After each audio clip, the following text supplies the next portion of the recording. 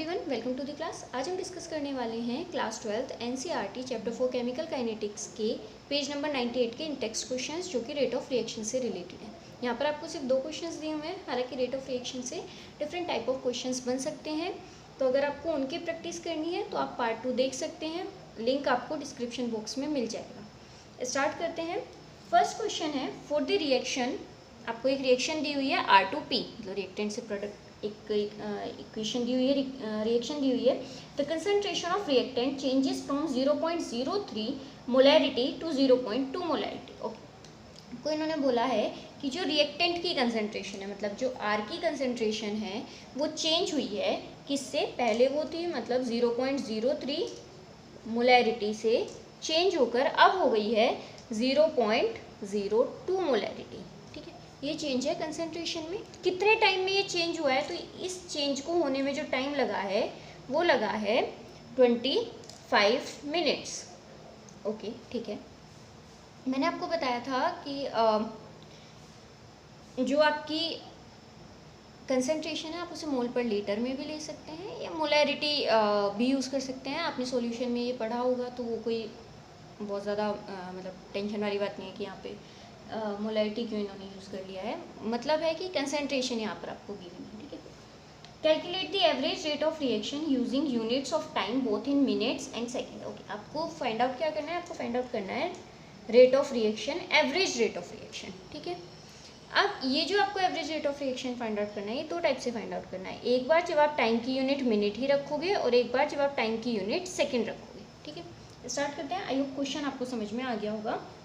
सबसे पहले अगर हम बात करते हैं एवरेज रेट ऑफ रिएक्शन की, तो ये क्या होता है, ये होता है delta C by delta T, मतलब change in concentration divided by change in time. ठीक है, इसका मतलब C2 minus C1 final concentration minus initial concentration upon T2 minus T1।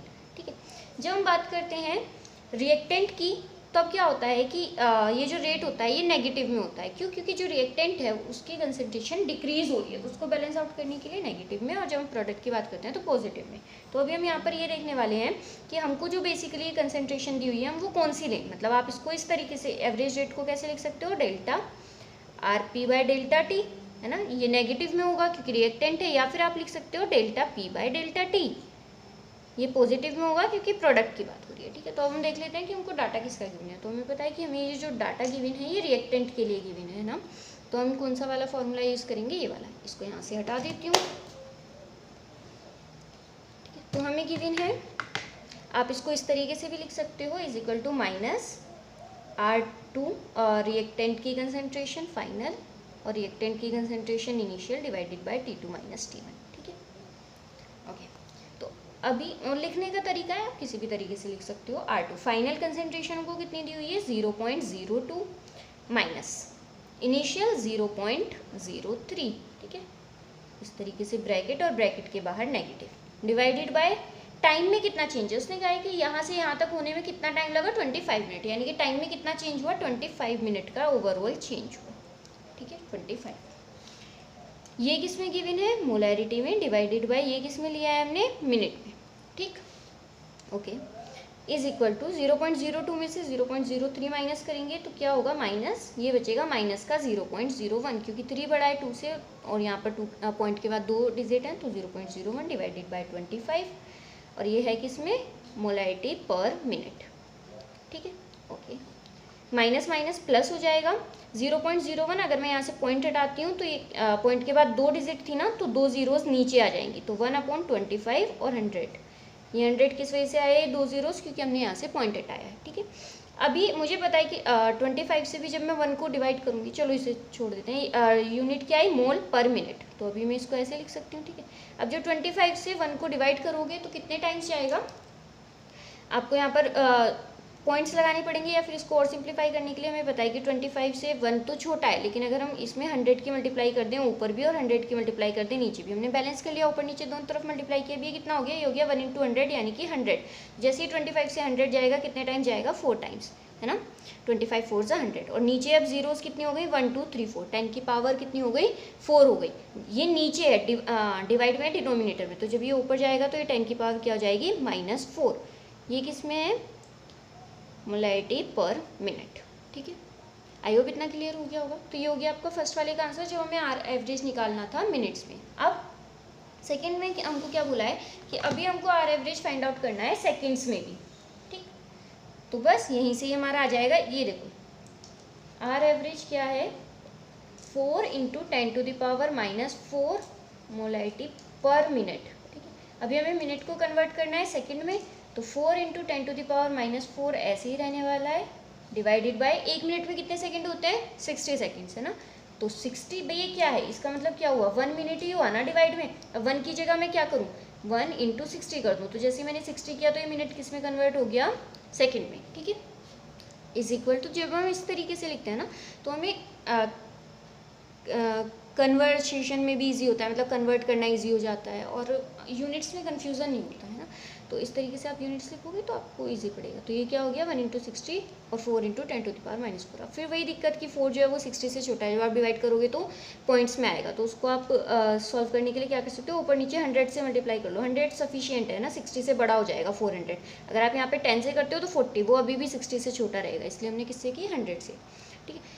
कुछ और बड़ा होता नीचे 600 होता तो हम 1000 से मल्टीप्लाई कर लेते हो अपने कन्वीनियंस के अकॉर्डिंग कि आप पॉइंट से जितना हम बच सकते हो। तो 1 0 से 1 0 कैंसिल हो गई। तो अभी ये क्या हो गया 4 × 10 40। अब 6 से 40 को डिवाइड कर लो, ठीक है। तो यहाँ से मैं इसको हटा देती हूँ, इसको ऐसे लिख देती हूँ 40। तो जैसे मैंने 6 से 40 को डिवाइड किया कितने टाइम जाएगा 6 6 जा 36, फिर से कितना बचेगा 4 बचेगा, फिर 6 6 जा 36 और ये इसी तरीके से चलता रहेगा। इंटू 10⁻⁻⁴ पहले से ही थी, यहाँ पे कितनी हो जाएगी 10⁻²। ये ऊपर जाके ये भी माइनस में हो जाएगी, तो कितना हो गया 10⁻⁴ × 10⁻²। तो ये जाएगा 6.66 × 10⁻⁴ और -2 -6। और अभी ये किस में हो गया मोलैरिटी पर सेकेंड। आई होप क्लियर हो गया होगा। सेकेंड क्वेश्चन की तरफ चलते हैं, इसे यहाँ से हटा देती हूँ। क्वेश्चन नंबर 2 है, इन अ रिएक्शन, आपको एक रिएक्शन दी हुई है 2A से क्या बन रहा है प्रोडक्ट बन रहा है। मैं प्रोडक्ट को बस P लिख देती हूँ, इन्होंने पूरा प्रोडक्ट लिखा है। Concentration of A decrease from 0.5 मोल पर लीटर टू 0.4 मोल पर लीटर। ओके, A की कंसंट्रेशन दी हुई है इन्होंने, क्या पहले थी 0.5 मोल पर लीटर और वो चेंज होकर डिक्रीज होकर अभी कितनी हो गई है 0.4 मोल पर लीटर, ठीक है, इन 10 मिनट्स। और इतना होने में टाइम कितना लगा 10 मिनट का टाइम। मतलब अगर पहले मान लो 1 बजा था तो अभी कितना बज गया 1:10। तो वही तो कि मतलब 10 मिनट्स का टाइम लगा, इसका मतलब टाइम में जो डिफरेंस है वो कितना है 10 मिनट्स का, ठीक है। अब calculate the rate during this interval, आपको रेट फाइंड आउट करना है इस इंटरवल में, मतलब वही अगेन आपको क्या निकालना है आर एवरेज फाइंड आउट करना है। तो आर एवरेज क्या होगा change in concentration divided by change in time. Reactant की बात करेंगे तो माइनस आ जाएगा, प्रोडक्ट की बात करेंगे तो प्लस रहेगा, ठीक है, डिवाइडेड बाय टी। तो अभी हमें डाटा किसका गिवन है, डाटा गिवन है रिएक्टेंट का। तो अभी हम रिएक्टेंट के फॉर्म में देखेंगे, तो जब हम यहाँ पर फाइंड आउट करेंगे तो देखो यहाँ पर 2 मल्टीप्लाई में, तो ये 2 पहले आ जाएगा डिवाइड में, माइनस का साइन रहेगा क्योंकि रिएक्टेंट की बात कर रहे हैं, रिएक्टेंट डिक्रीज हो रहा है। डेल्टा कंसेंट्रेशन ऑफ रिएक्टेंट यानी कि A divided by del T, ठीक है, इतनी बात क्लियर हो गई, -12। अभी डेल्टा A यानी कि A की कंसेंट्रेशन में चेंज, यानी कि final concentration minus initial concentration. अब मैं थोड़ा सा डायरेक्ट लिखने वाली हूँ, तो final concentration 0.4, initial 0.5 divided by time में कितना चेंज हुआ है 10 यूनिट मोल पर लीटर और टाइम की यूनिट पर मिनट, ठीक है, मिनट।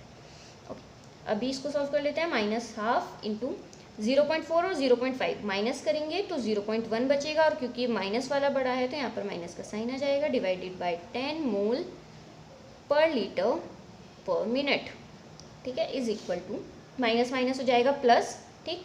तो ये हो गया +1 की मल्टीप्लाई, पहले यहाँ से क्या करते हैं 0.1 है, ठीक है, यहाँ से पॉइंट हटाएंगे, पॉइंट के बाद एक डिजिट है तो यहाँ पर 10 आ जाएगा नीचे डिवाइड में।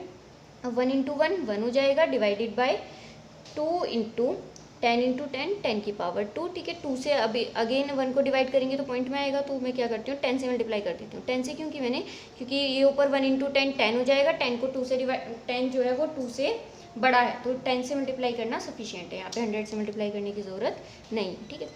ऐसा किया तो 1 × 10 कितना हो जाएगा 10, ठीक।